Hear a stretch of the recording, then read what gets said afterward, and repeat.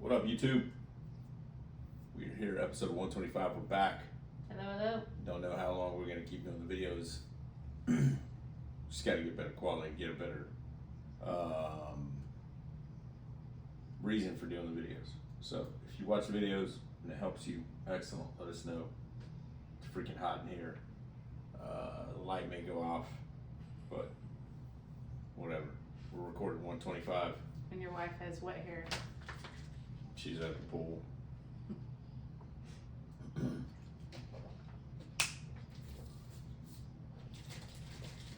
you drink off the mic? We're going over this book called The Wisdom of the Bullfrog as my wife drinks into the freaking mic. You burp into the mic. So. Leadership Made Simple, but Not Easy. Admiral William H. McRaven. We want to make sure you pick that up. The next three episodes will be on these chapters. Really good book. Make sure you check it out. Alright. I'm sitting here ready for everyone down Leader's Park. Oh, see? That was the payback, babe. It was so much worse. Here we go. Check. Check. Okay. I may have you read the. I'll let you know. Oh yeah, there you go. Ready? 3, 2. Hey everyone, welcome back to the Made for More Consulting podcast. Mario here, episode 125. And if this is your first time joining us, I want you to know this is a podcast dedicated to helping us become better leaders. We want to do that by making sure that we're growing individually so that we can in turn pour into the lives of those around us. Leadership and personal development are key to our growth. Today my wife is with me to discuss a new book. Hello. I had to say welcome back first, babe. Oh. Hi. You're not Hi. following the script. Excuse me. How are you? I'm just listening to you. Hello. My wife just got back from the pool. If you want to check out YouTube, her hair is wet. She's getting a haircut tomorrow. It's like 700 degrees for those of you that are not here in Texas. It's just really, really hot. We've had a busy couple of weekends. I know that we've kind of been hit or miss on the Made for More Consulting podcast, but we're back. Back at it. We will share at some point a little bit about the gathering that we talked about on episode 123. One of the most listened to podcast episodes already with Jay Mayo. So if you haven't listened to it, go check it out. But tonight we start a new book called The Wisdom of the Bullfrog. Leadership Made Simple but Not Easy by Admiral William H. McRaven. Excellent leadership book, excellent, easy read. I think each chapter is like, 3 pages, 4 pages. Mm-hmm. And then the Audible version is really good, easy guide to listen to. So, yeah, The Wisdom of the Bullfrog. So as we do our podcast, if it's your first time listening, I would say just keep in mind that one, you can go and purchase the book. If you go to our Instagram page and you click on the highlights that say books, there's an Amazon link or a Kindle link, and that's how you support the podcast. I shared that today as well. It is Sunday when you're listening to this, so go check out our story. If you don't, just go to the book section again of our Instagram highlights, click on books, purchase a book from us that way, and it helps us support this podcast. And then the other thing I want you to keep in mind, if this is your first time listening, is we do not read the entire book on the podcast. We pick the challenging points and apply them to our lives and to our leadership. So, anything you got? No, I just read what do you call this? The forward? Or what it's dedicated to? His dedication, yeah. What does it say? That's so sweet. Why don't you read it for us? As a wife. This book is dedicated to my wife, Georgianne, who has led me through the challenging times in my life and followed me on every adventure. I love you. My wife's crying already. I know. Okay, put it down. New book, guys. So one of the things I wanted to mention before we jump into this, again, going back to the Made for More Consulting, motivate, inspire, and encourage way, we say that, the biggest part for me is if you can't lead yourself, you can't lead others. And we shared that this week. We're with one of our clients, but we continue to hear that narrative over and over again. Self-leadership. If you and I cannot lead ourselves, then who's going to follow us if we're not practicing what we preach? So this book is really good to discuss these self-leadership like action steps or whatnot. So get this book, read it as a staff, read it as maybe a couple, whatever you got to do, but apply the steps. It's a really good book. So here we go. We're going to start with the introduction today. We typically don't cover introductions, but this is really good so you can know a little bit about McCraven. But the wisdom of the bullfrog. Here we go. Introduction. Let's just share a little bit about William McCraven. So why the bullfrog? One of the things that I learned in listening to him is he said you earn the title bullfrog by being the longest serving frogman or Navy SEAL on active duty. So you have to be active duty. At the time that he earned this title, he was in his 34th year. So that's a long time as a Navy SEAL and just being in the service. So I believe later on you'll hear that he was the head of special operations. He helped capture Osama bin Laden. So he's been around for a while. But this is why the book is called The Wisdom of the Bullfrog, because he is the longest standing Navy SEAL at the time, and they called him Bullfrog. So what he's done is he's taken 18 sayings that should lead to action. So this book is made up of 18 kind of quotes or sayings that require us to take action. And I said it should take action because that's totally up to you and I. These sayings require action, but you and I listening are the only ones that can put that into place. So you can say you read a book, you can say you went to a class, you can say you went to a conference, a seminar, but until you put that into action, it's just a good idea or intention, but you got to place it into action. So he wants us to understand in the introduction that when you and I have mottos on our teams or a vision statement, it always goes back to creating behavior. So what behavior? The behavior that creates the vision come alive. So motivate, inspire, and encourage for Made for More. Motivate is the why behind everything. It reminds us, why do we do things? It's not motivation. It's what's your motivation behind it. So what's your why in life? Inspire are the stories that we hear, and then encouragement is the actual practical step. So motivate, inspire, and encourage is always trying to create a better leader within ourselves or our company or our business, and we do that by motivate, inspire, and encourage, and we place that into action. So one of the things he's just again reiterating in the introduction is saying every one of us should think through why we do what we do, and it needs to create behavior. You're quiet. I am? Oh, I'm just listening to you. Yeah, no, do you have anything to say though? I mean, pretty much just the introduction is talking about what he's about to unfold. 18 statements, 18 quotes. Yeah, no, I love how he continues to say throughout all of this is how simple it is, but yet it's not easy. Yep, And simple I but think not easy. all of us can attest to, I know for me personally, I want things to happen overnight. When I set my mind to something, I want it to immediately, I wake up and I have fixed all the things wrong with me. I wish it was And that it's easy. not that easy. Yeah, I think for me this week I shared, who was it that I shared with? Because they said it's good to know that, I cannot remember who I shared this with. But like, as we get busier, I find out that discipline equals freedom for me on my time and commitment to things, prioritizing. It's really good, but now it has to go another step, meaning I gotta put time next to everything that I'm doing, because if I don't, then I'm not gonna get around to certain things, and then I become overwhelmed, and if I'm overwhelmed, then I don't get things done. So I'm in the process as well of taking that next step to go, I'm gonna reprioritize, reevaluate my time and my commitments, and put those even on a stricter schedule, because that's the only way I can do it. Yeah. But I'm with you, it doesn't happen overnight. It takes action. So that's the introduction. The bullfrog being 34 years in the Navy SEAL, here's his wisdom.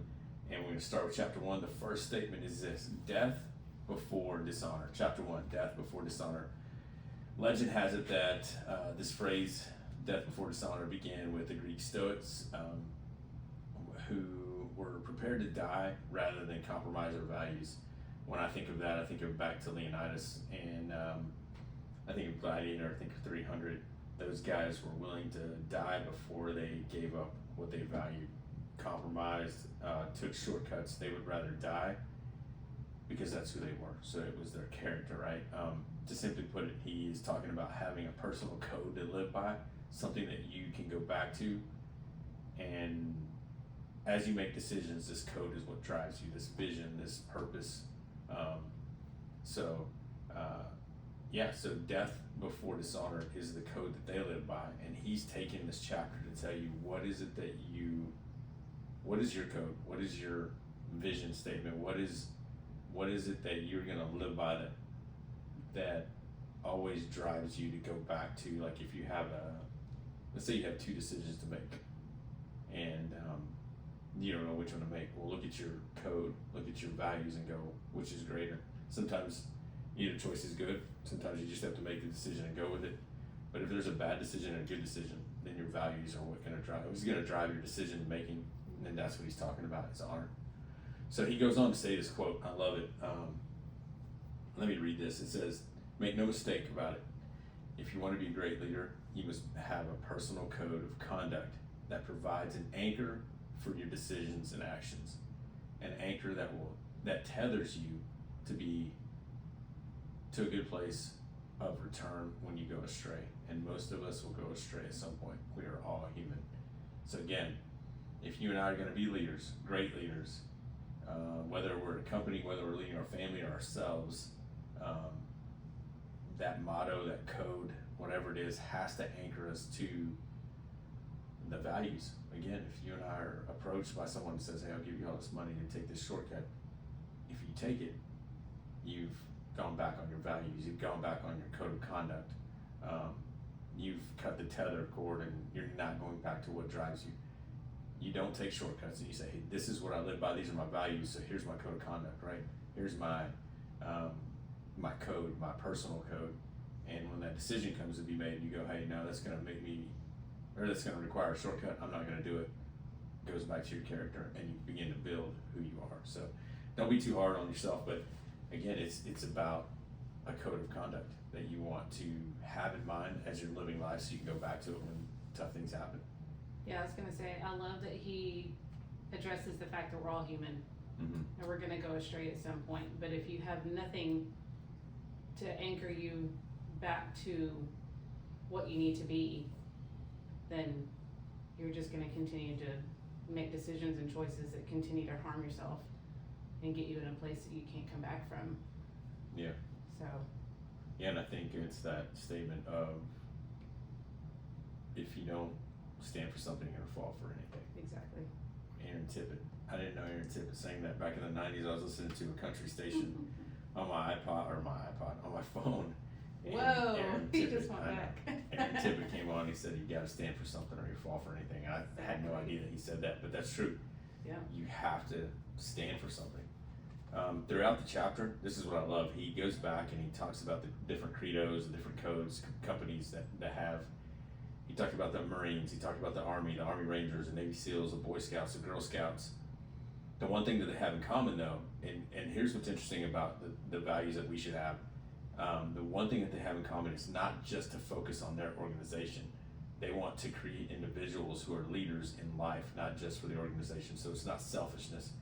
So if you and I have this credo, you and I have this code of conduct to live by, it should not be selfish. It should be to make the world a better place. Meaning, your legacy is going to live on because your values were not just selfish values.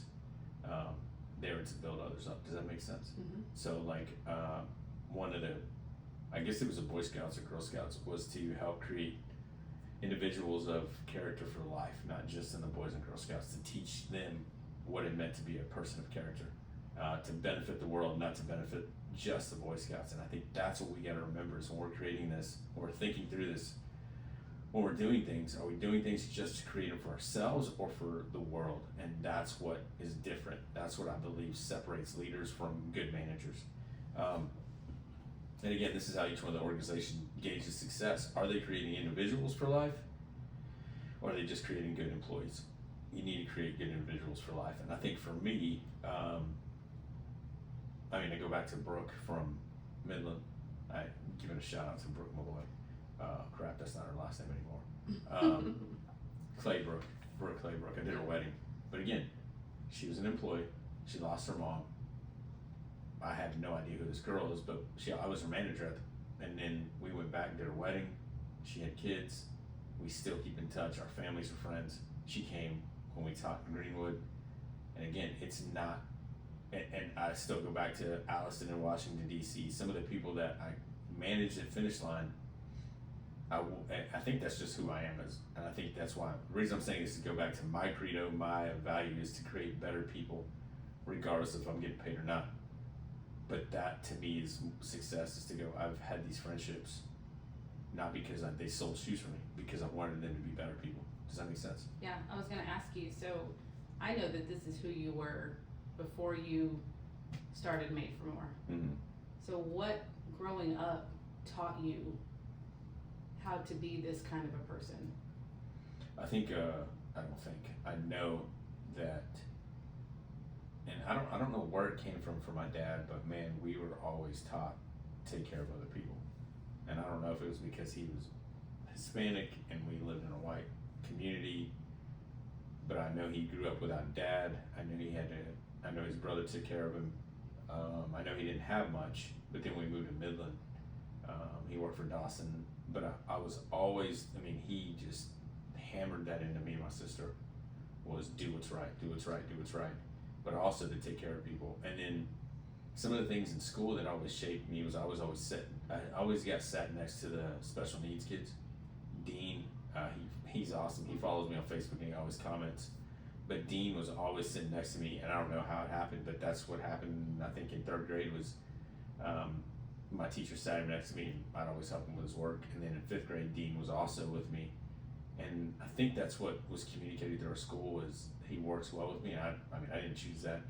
So, but my dad would always teach us to make sure that we're treating people with respect, but to make people better. And then just growing up in Greenwood, from Truett to Don Smith, they both passed away, but they were our Little League coaches, basketball coaches. Man, it was always about respect. Do things for honor, not for yourself. Yeah. The team matters more than you do. So, yeah, that's a good question. This is where I'm going to stop real quick in this chapter, and I want us to ask ourselves a question as leaders, as parents, as individuals who are leading others. And maybe you say, hey, I'm not leading anybody. Well, then ask us about yourself.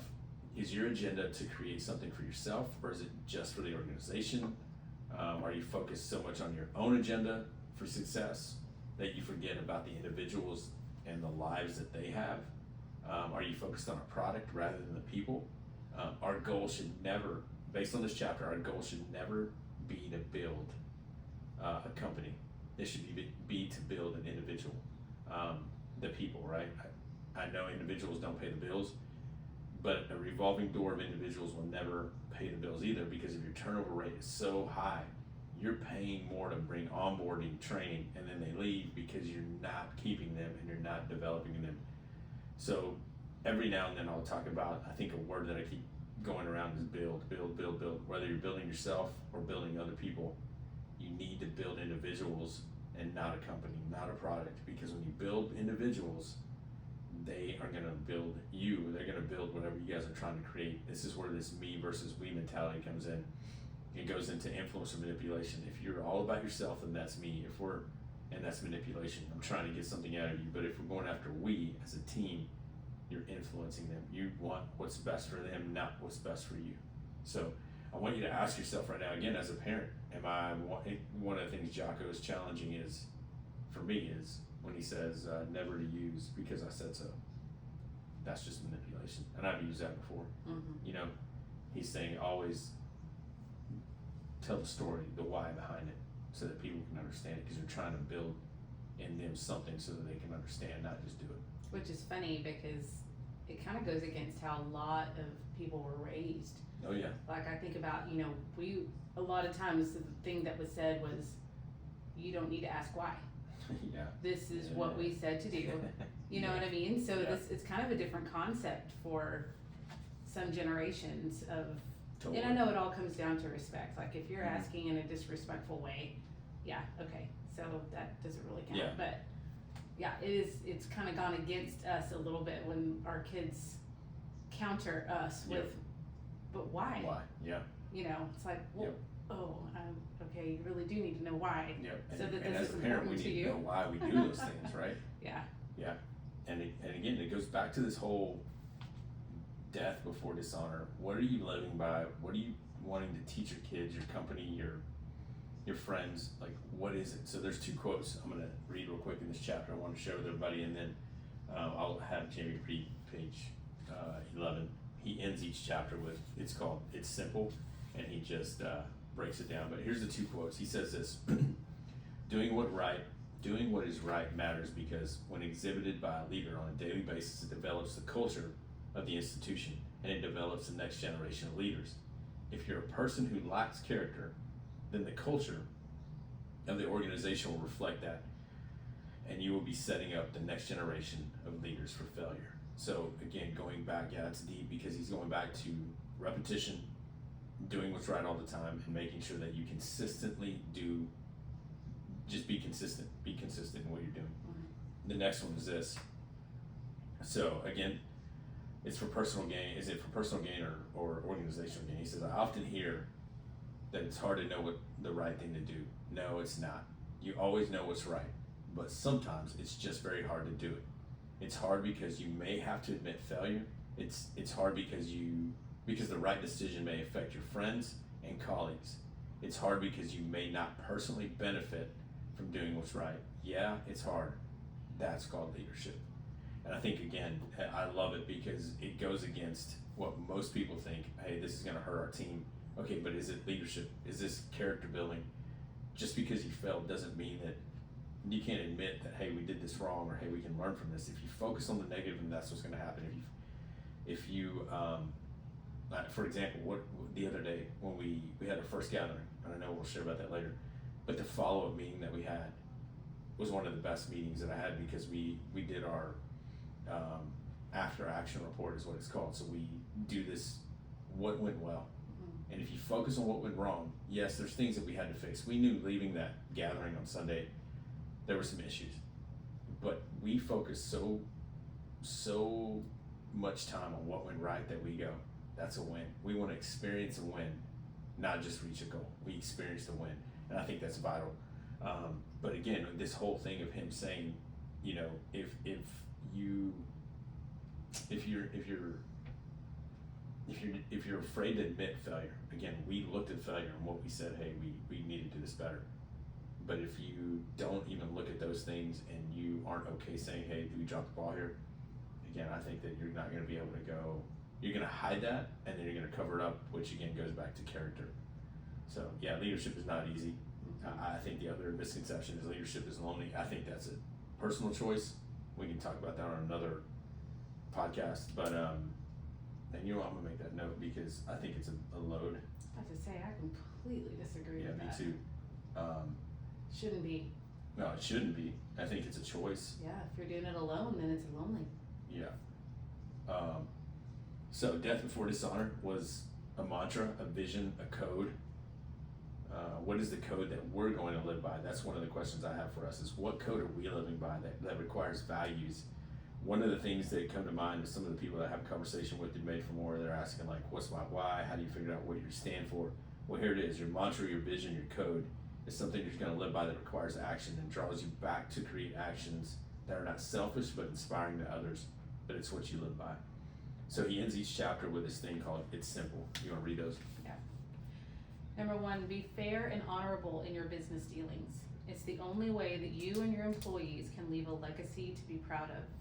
Number 2, never lie, cheat, steal, or tolerate those who do. The culture of your organization starts with you. Number 3, own your lapse in judgment. It happens to everyone. Correct the problem and return to being a person of good character. That's good.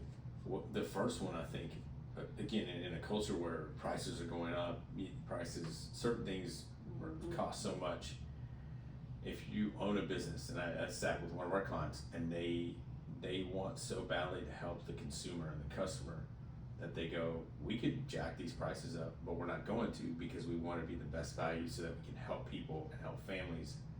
And again, that's what we're talking about. It's not selfish ambition, it's not manipulation, it's influence. And so that's, again, a mantra that they live by. But Death Before Dishonor, chapter 1, that's what it's all about, is being able to figure out your mantra, being able to figure out your code and write that down. I think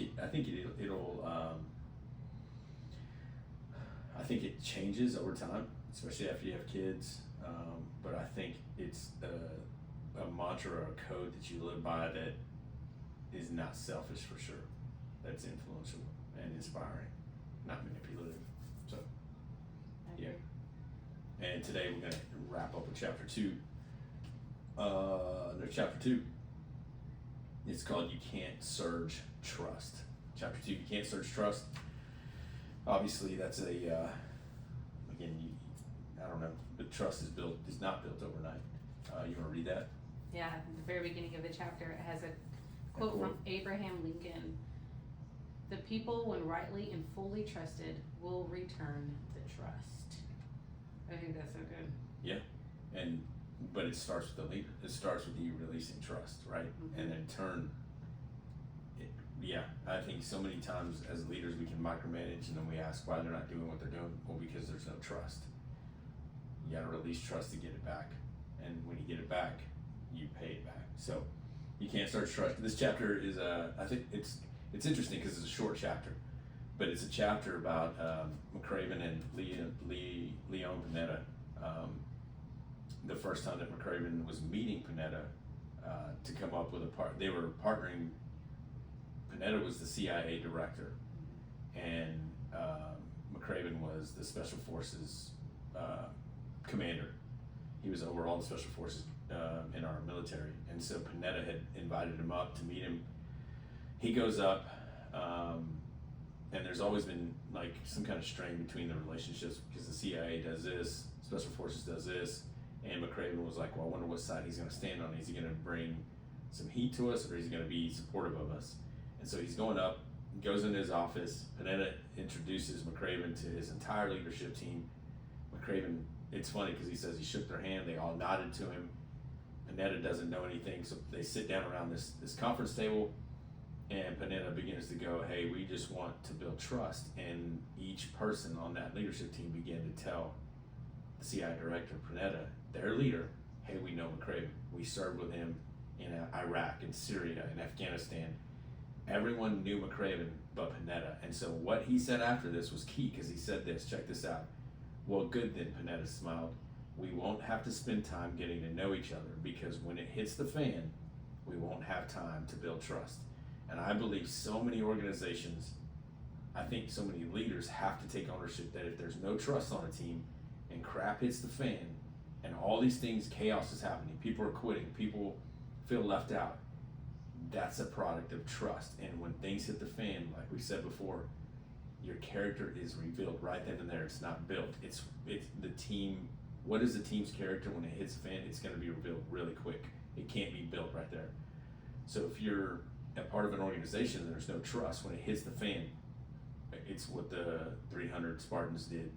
Or it's the opposite. You hold your shield up just for yourself, and your back is against your back is going to be stabbed. But if there's trust, they all come together. Everybody has each other's back. So, but one of the things he said is they already had time in with McCraven. They knew who McCraven was, so the trust was there, and they knew that it was going to be a long road ahead. Which later on we find out that Panetta calls McCraven and says, "Hey, I want you to lead our forces to kill Osama bin Laden." And the raid happened. McCraven was over it, but it wouldn't have happened without that trust. I think it's cool. I think that he then goes in to tell you a little bit more of his life about the chancellor of the University of Texas here in Austin. Most people knew him from his military career, but not as a boss or a leader.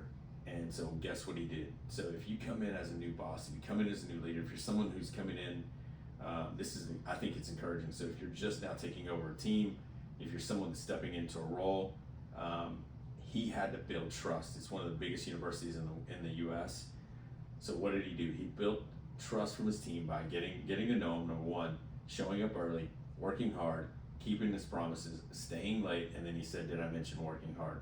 So he had to get to know his people, the faculty. I think it was like, I don't even know how many thousands of students. The University of Texas is over, not just here, but like UTSA, UTPB, all these different campuses that he was over as a chancellor, and he had to get to know them. He had to build trust.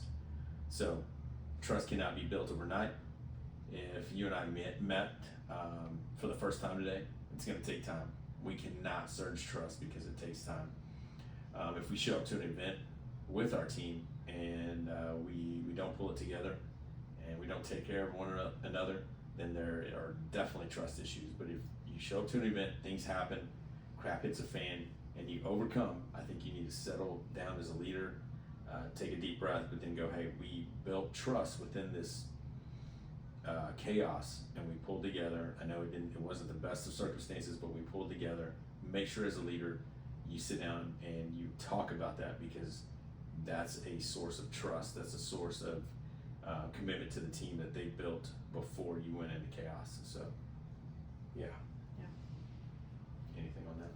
Well, something that makes me think of, as I've stepped into a new role at work, it's been interesting to watch my leaders.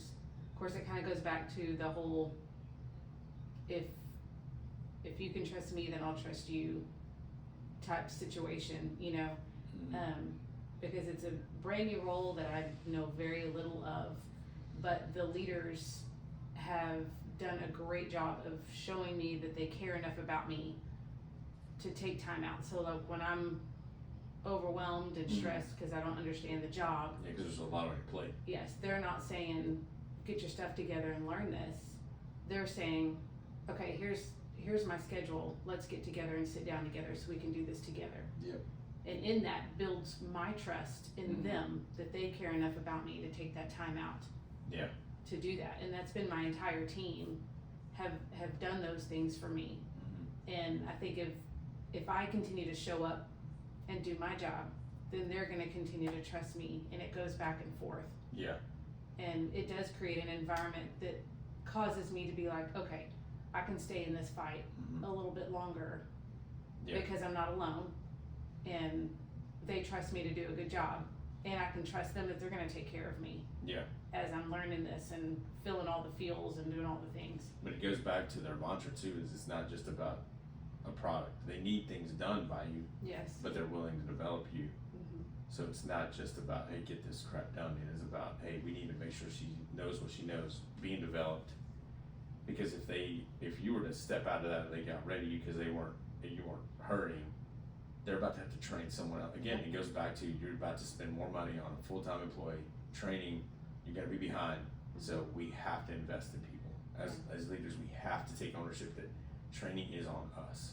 And they care about me. Yeah, like exactly. They've made it clear that they care about me. They don't want me overwhelmed, or they don't want to see me throw in the towel. Yeah. They care about me as a person. That's good. Good example. As he wraps up the chapter, here are a couple quotes that I want to share with you. He quotes Stephen Covey, where he talks about Stephen Covey. He says this: as a leader, your competence can and will be measured in your personal behavior. So what you do is going to be measured. So your professional demeanor, your effectiveness in handling problems, and your consistency. So as a leader, your behavior, your demeanor, your effectiveness in handling problems, and your consistency. Those four things people are always looking at. They're always going, how can I follow this person? How are they behaving? Are they professional? How do they handle problems? And are they showing up consistently like they say are? And if you have issues with one of those, write one down and begin to go, hey, I gotta be more consistent. I need to watch my temper.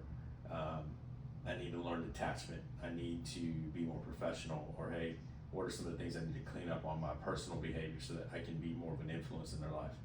So the second quote says this: to be a great leader, you must be trusted by your employees. If they do not trust you, they will not follow you. It takes time to build trust, but it is time well spent if you intend to lead effectively. So if you want to be an effective leader, guess what? You got to build trust. And if you want to build trust, you got to spend time with your employees. And one of the things I continue to say, I wrote this down, I don't know how many times in some of the other podcasts, without trust, we have no teamwork. Without teamwork, we have no team. Without a team, we are just doing things on our own. When we're doing things on our own, it's all about us. It's so selfish. So what I said is in chapter 1, it was about build people, not products. This chapter, I'm saying build trust, not selfishness. Inspire, not manipulate. Influence, not manipulate. So on the simple part of this, on page 21, you want to read that? Sure. The first one, engage with your employees on a personal level to show them you are a leader of good character, a trustworthy individual. Number 2, only promise what you can deliver. The quickest way to lose trust is to overpromise and underdeliver. Number 3, know that trust is built over time. Don't rush it. Those are good. Man, and doing the things that you promise is tough because sometimes you have the best of intentions and you want to, I tend to speak it out, and then if it struggle to show up, I feel bad. But then I have to, I have to make sure that I go back and have that conversation saying, hey, I overshot here. I thought I'd be able to deliver on this. But too many times like that, and you lose trust. Mm-hmm. And then you're having to backpedal or you're having to start a whole new relationship. But he also says engage with your people. You have to know your people.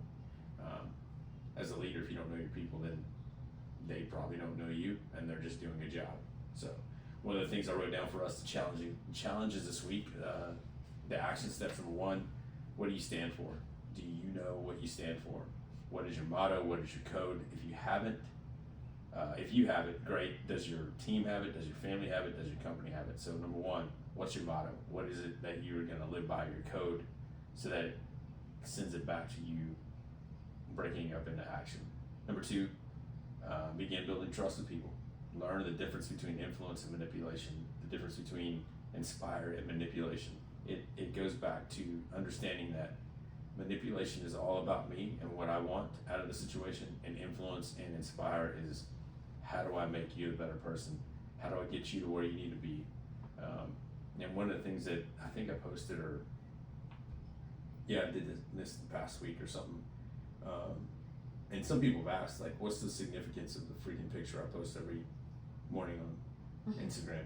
I'm like, there's no significance. It's just the end of my mile and I have to come back. But what I post is speaking to myself. I have to remind myself every morning that I post something, it's a reminder to Mario. It's not and I'm just saying, I hope someone learns something from it. Well, we were in Midland, I put, to be refreshed, you have to refresh others. Or I put, refresh others, and then in turn you'll be refreshed. And it was from a proverb, but also it's true. When you influence others, you yourself are going to be influenced. When you take care of others, you yourself are going to get taken care of. But once you flip that around to you, I'm going to take care of myself. And again, you go back to this leadership is lonely, where you're all by yourself on an island because all you want to do is take care of yourself, your agenda, your company, your business, and you forget to take care of others. So guess what? Others forget to take care of you.